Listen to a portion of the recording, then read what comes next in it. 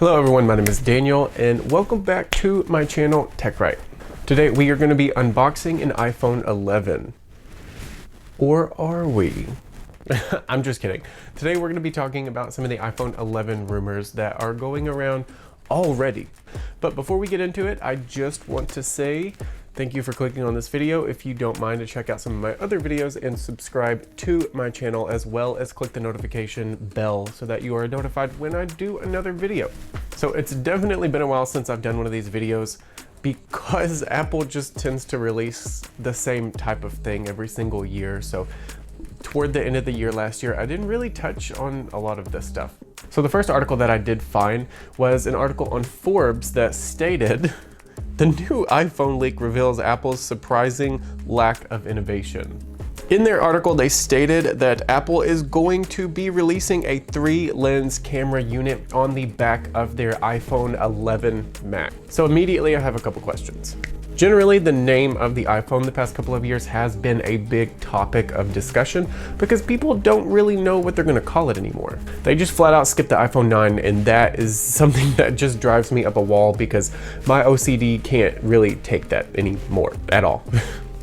So supposedly, as of right now, we're calling it the iPhone 11 and 11s Max or 11 Max, but it states that the 11 Max is gonna have a 3-camera unit. And from the way that they've worded that article, I'm going to assume that the 11 is just not going to have the 3-camera unit, but the 11 Max is going to have a 3rd camera unit, which should, by the pattern that Apple normally has, support a feature that you're going to be able to get with the lens that all of the other devices cannot provide to you. I'm also going to go out on a limb here and say that that feature is not even going to be available at the time that you get the phone. It's probably going to be released later during a software update, which seems to be the going trend for them now. But the next thing that I immediately did when I was doing my research is I wanted to go look at some renders of these 3-lens units to kind of show you what is going on or if it even looks good. So the first thing that I'm looking at here is actually a pretty crappy render, to be fair. This thing, it just kind of looks horrible. It takes up a large amount of the back of the phone, which I don't like because you know it's going to protrude out and it's going to be a big nuisance, especially when you're putting your phone down on the table.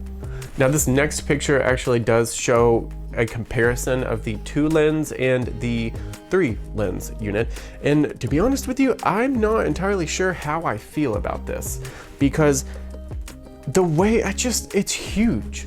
I don't like the way that it's designed, and to be honest with you, I don't really think this looks like an Apple product, so it's probably not going to look that way. Realistically, it's February and these things don't get released until September, so if it does actually come out looking this way, it better be an extravagant feature. All right, so moving on, I did find another article by BGR that says key Apple suppliers might have just leaked the iPhone 11's most exciting feature. I will just go ahead and tell you the majority of this article is actually talking about the camera itself, but there was a couple things in here that I want to hint on in the article. So they did state that the design is expected to be the same type of design for the 3rd consecutive year in a row. Shocker. But they went on to say that they weren't really worried about the notch being any bigger or smaller in the article because they didn't think that the hole punch display looks any better. Now, for those of you who don't know what the hole punch display is or looks like, I will throw a picture of it up right now so that you can see. I personally think that looks so much better than having a gigantic notch, especially when you're playing games or you're watching video. Now, another thing that I always try to look for, is the price, because if it's gonna go up, I think that's gonna be a little bit excessive since last year the iPhone topped out at $1,500. But I did find another article that it was in the Inquirer. It stated that the base price of the iPhone is going to start around $999 and it could go up from there. Now, I just don't like the prices of these phones.